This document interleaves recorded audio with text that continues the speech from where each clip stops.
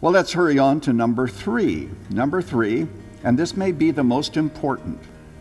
Number three is simply this: even when we can't see Jesus, Jesus sees us. Even when we can't see Jesus, Jesus sees us. Do you think that they could see Jesus there on the mountain? Of course not. Rebecca and I were in Israel in March, and as we went across the Sea of Galilee in a boat, we noticed that off in the distance, of course, there are these hills. They're called mountains in the Bible, and we don't know which one Jesus was on. But the point is that during the night, 4 o'clock in the morning, they could see Jesus? Of course not. But even though they could not see Jesus, Jesus could see them. He knew the longitude and the latitude of their little boat. He knew the strength of the wind. He knew the strength of every single board. And he knew the depth of the water. And there are times in life when we can't see God.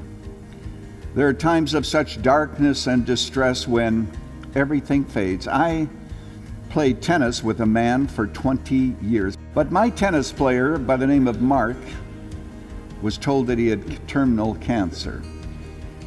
And before he died, of course, this would have been before he died, he came out of the room, he told me, in the last days of his life, and he said he was so full of pain. In the middle of the night, such darkness.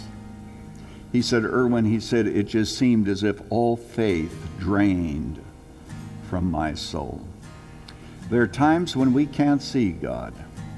Even when we have His promises, we can't see Him. But the good news is that even when we cannot see God, God sees us, and when push comes to shove, as it often does in life, it is more important that God see us than that we see God. And God sees your little boat today, tossed and turned, and the wind being contrary, everything going wrong. God knows the longitude and the latitude of your life. He knows whom you married.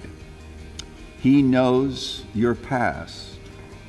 And in our darkness, we must always remember that even when we cannot see Him, He sees us.